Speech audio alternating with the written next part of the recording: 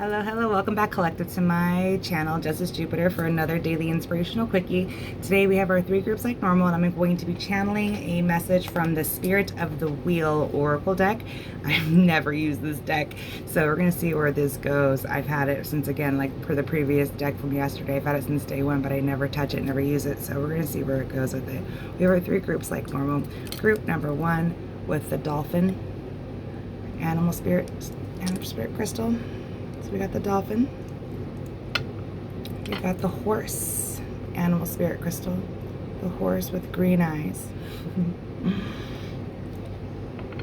and we have the Owl. The group, oh, that was group number two is the Horse. Sorry, group number three is the Owl. My bad. So you got the Owl, Animal Spirit. All right, see what Spirit Animal calls to you, and I will see you at your group. Bye. Hello, hello, group number one. If you chose the animal spirit, the Dolphin animal spirit for the Spirit of the Wheel Oracle read, welcome, you made it to your read. So we're going to place your Dolphin right over here. All right. And see what Spirit needs you to hear for today's inspirational quickie. For today's your daily inspirational quickie. Can I please, Spirit, tap me into the collective of group number one? And can I please get one Spirit of the Wheel Oracle card for their highest and greatest good for the Dolphin, group one. Group number one, please, Spirit. Just one Spirit of the Wheel Animal card. Just one. Just one, please. All right. Frog Clan, Cleansing, Release, Healing, number 6. All right. And Dolphin's also a water energy. This frog here is a water energy. What's interesting about the frog is that they need both land and water to survive. They can't have 100% of the other. I mean, while they're tadpole, sure, they're in the water 100% of the time, but once they become a frog and they can go land bound, then it's my understanding that they would need both. They would need to be able to they need the land as well as the water. It's about like balancing. 6 is a balancing number. So it feels like you're definitely needing to there's 3 frogs depicted here on this card, that there's a balancing that needs to take place, where it's almost like you need to kind of get grounded, but you still need to honor your watery emotions too. It's about like cleansing and releasing and healing those aspects of yourselves, you know what I mean? So with the earthing part of things, really getting grounded in your skin and your body, where you're at right now in this timeline, being grounded on Mother Earth Gaia. And then with the shadowy aspects of the water, of doing the shadow work and all of that, like those need to go in tandem. As you do your shadow work, you need to ground. Those need to be happening in tandem together, so you can really cleanse, release, and let go. I think that's what Spirit's really calling you to do. And maybe have a little more playful spirit. Maybe you've been a little drab on yourself, really hard on yourself, because if you are doing this shadow work, these hard, watery emotions, need to ground, just to ground that in reality, and to make you feel safe in your body and your skin. Because if we do too much work in your higher chakras, you need to ground those and balance it out in your lower chakras. The 6 is again a balancing number. So group number 1, that's what you're being called to do. I can't for the life of me think of what totem and like this statue that this frog is rested on. It's really escaping me, and I don't want to really just throw out civilizations until the right one sticks. But there's something about not maybe Mesopotamia, but see how there's this statue, this stone figure that this frog rests on. So there could be a message for you, and look at this figure, collective group 1, and think of the ancient civilization that you would possibly tie that to, and there could be messages that's individual and specific to you, because I feel like that's really an important key to this card here. Whatever this statue depicts, this ancient civilization from which the statue hails from, but I don't want to just throw out shit. So whatever intuitively you get called to, group number 1, maybe look into that. There might be some spirituality activations or something for you in regards to that. But essentially, you feel like you're really doing some shadow work on yourself, and you're trying to balance out the watery aspects, and you're really needing to go ground, at this time, because all 3 of these frogs are nowhere near water. But we all know that frogs need water. So I think that's what I have for you, group number 1. It's just, you need to go ground today. And then the Dolphin's about being a playful spirit. It's a very They're very intelligent. They're very intelligent. So you're very intelligent as you're working through your shadow work. But there's something about needing to go ground and really look into that ancient that statue there. All right, that's what I got for you, group one. I hope that helped. I was a little all over the place, you know, truth be told, but that's what came through. All right, until next time. And if you liked this, please throw me a thumbs up. It feels so called. You can share and subscribe. And if you're interested in personal guidance, my information's in the description box below. Until next time, group number one. I'll let you later. Bye. Hey, group number two, if you chose the horse, the spirit animal crystal with the green eyes, welcome, you made it to your reading. We'll see what the Spirit of the Wheel Oracle deck has in store for you, group number two. Okay, Spirit, please tap me into the collective of group number two. And can I get one Spirit of the Wheel Oracle card for group two and what they need for their highest and greatest good? Oh, goodness gracious. Okay. So I really battled on taking that or not, because I always like to get my questions out fully and completely. But this card, Spirit is like, take it. So we're going to take it, and it makes sense. Okay, so this is Illumination, Spirit Path of the East. So each of the directions have an element, right? So the East is air, right? Yeah. West is water, South is fire, East is air, and North is earth. So Illumination, Spirit of the East. So this is of air, and obviously there's a hawk or an eagle depicted on this card, and I really battled with going with my hawk spirit guide animal, but I chose horse. Anyways, divine communication, spiritual knowing, and inner light. All right. 34 breaks down to a 7, which is a very spiritual number, and it's in the universal year in which I'm recording this is in 2023, is a universal year 7. So it feels like this year, collective, you've gotten a lot of illumination, right? A lot of illumination, and it definitely came. So when it came into the element of air, so that's thought, you know, speech, communication, divine communication, spiritual knowing, and inner light. Like, you've been illuminated on a lot of stuff so far this year. A lot of things have come to light, and you're still gathering more information as you're going along. It definitely seems like you're leaps and bounds from where you were last year. And it seems like Spirit, just like whatever comes to light for you, you know, to really set you on your path that some of us would deem really negative or hurtful, and we would kind of maybe lament on it and, you know, wallow in it. It seems like what was revealed to you, you're thankful for it. You know what I mean? You're like, thank you. So that way I can know the right decision on, you know, how I can elevate past this, you know, obstacle and keep going. And because you're thankful for all the things that universe reveals to you, you get a higher vibration, a higher frequency, and you're able to soar higher to even have an even higher perspective. This year, you've really grown spiritually. Your intuition is spot on.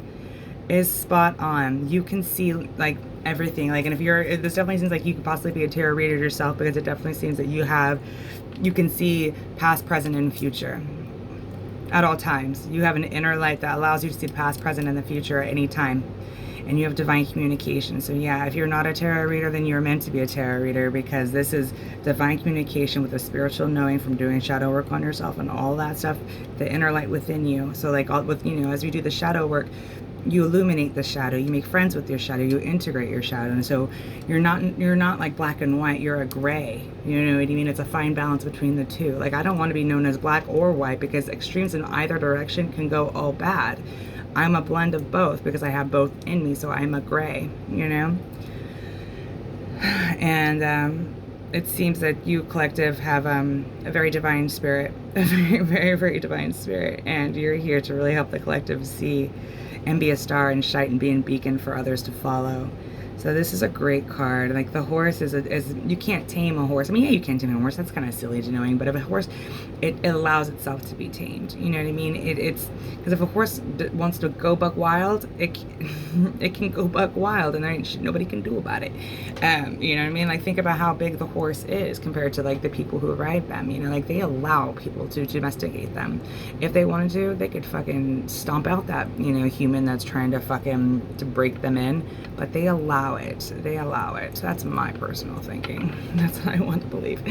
All right, so That's what I have for you, group number 2. Keep being that beacon, keep being that light for others to see. And as long as you always honor your intuition, your vibration and your frequency is just going to get heightened and heightened and heightened, more heightened, and you're just like plugged in straight to the divine, like fucking like psychic, like on max. That's what I have for you, group 2. I hope it helped you. Until next time. Oh, wait, I always forget my pitch. Damn it. If this helped you, please throw me a thumbs up. If you feel so called, you can like, share, subscribe. And my information is in the description box below. So until next time, group 2, I'll let you later. Bye. Hey, group number 3, if you chose the spirit owl as your animal crystal, your animal spirit animal crystal, welcome. You made it to your read. I'm ready for Mercury to go for direct again. Like, I've been dropping shit, tripping up on my words. Like, it's just like, ugh, Mercury, come back. I miss you. Okay, please start tap me into the collective of group number 3. And may I please get one spirit of the wheel oracle card for their highest and greatest good. Please and thank you. Can I please get one spirit of the wheel oracle for group number 3? And the owl, please. Thank you. Oh, so pretty. Okay. How funny, this is the horse one. Purity, spirit path of the north. Inner child, innocence, freedom. So if you're called to group number 2, you might need to check that out. Alright, so purity, spirit path of the north, inner child, innocence, freedom, 31. And I get Merlin vibes with this. I'll tell you why. Alright, purity. Of course it's backwards, I know, no collective. Alright. So, purity, innocence, child, innocence, freedom. Yeah, this is definitely a tie between group, there's a group tie here between group 2, for sure. Okay, so 3 plus 1, alright, is 4, which is all about building, alright, you can have 4 cornerstones, you know, to make a building. So the north energy is earth energy, yes. It's earth energy, and that's meant to be, is to build, correct? Alright, so there's something about you needing having your inner child to feel safe. So you can have this sense of freedom that you are always guided and protected, and it feels like with the owl spirit crystal, you've known your soul's you're an old one. It's definitely an old one, and it knows how to build. It's been around the block a time or two, and it keeps you young. Is also your inner child, feeding your inner child, and that's going to help you feel safe. Doing work on your sacral chakra and possibly your root chakra to really feel safe. To doing work on those 2 lower chakras is what I'm getting at. You're meant to build like an empire. But there's something maybe possibly where it's the first lower 3 chakras, the 1 through 3 chakra, that really needs to have you believe in it, so you can actually manifest. So you can actually make all these things that your soul knows what it wants to come to pass, to manifest in this life 3D. You have a lot of ancestors that are guiding you through this. You're definitely an old soul. So you've met some friends along the way. You have either friends from past lives guiding you. You have your ancestors from past lives guiding you. But you have a lot of guides. There are 6 horses depicted on this card here. You are guided from all directions, time and space. Probably possibly guides that you haven't even met in another timeline yet that are also guiding you this lifetime. You never know, right? Yeah, for sure. Like it definitely seems like you have Native American roots either in this lifetime or past lifetime. With all this feather here and this dream catcher and this rock cave. So like I make calls like the rock cave, like when they find the first like drawings people did, like in the caves, like that kind of shit, like that ancient. I feel like I'm babbling spirit. What is the message here? The message is you're meant to be free. You're meant to really harness your inner child and your innocence of your purity of your soul to build on this earth. Because once you're in alignment, you can just, everything just unfolds for you naturally. It just clicks into place. Work on those first lower 3 chakras. Those are like your manifesting chakras. It feels like you're getting all the information from the 5D and from up there. But you're doing all the work on the higher chakras, but the lower chakras is where it needs to really take place, to really put into action, to really make money or whatever it is that you're trying to build for yourself. An empire, a legacy. You have a lot of guides, group number 3. You're an old soul. You truly know what's best for you, and you know what you want to do with your life. So you need to get out of your way and start doing it. Most definitely. And I'm called look at the bottom of the deck. Big wings, moon, leadership, self-discipline, psychic abilities. So I just called look at the bottom of the deck, so I really truly feel like you need to go and the group 2 is also for you. Group number 3 is what I'm getting at there. Psychic ability, self-discipline, leadership. Yeah, that really ties it all in, because you're meant to do the spiritual work, but you don't know how to get it started. Go and work on those lower 3 chakras and of self-worth, of, you know, because you manifest from your second and your third chakra. That's what I've learned when manifesting. You're in your second or third chakra, which is your divine feminine, divine masculine, having those in balance. You know, because you get the intuitive hits, you can feel it, and then you can actually put it into action with that third chakra, with, you know, the fire and water chakras. All right, guys, and that's what I have for you. And there's another. Oh goodness. All right. Possibly group 1 might be for you too. They all might be for you. I don't know. Take it where it resonates. That's what I have for you, group number 3. If it helped you, please throw me a thumbs up and share, subscribe if you feel so called. And if you need personal guidance, want personal guidance, my information in the description box below. Until next time, group 3. That was crazy across the board, but a lot of stuff came through. Just take it where it resonates, you know. I'll holler at you guys later. Peace, love, light. Bye.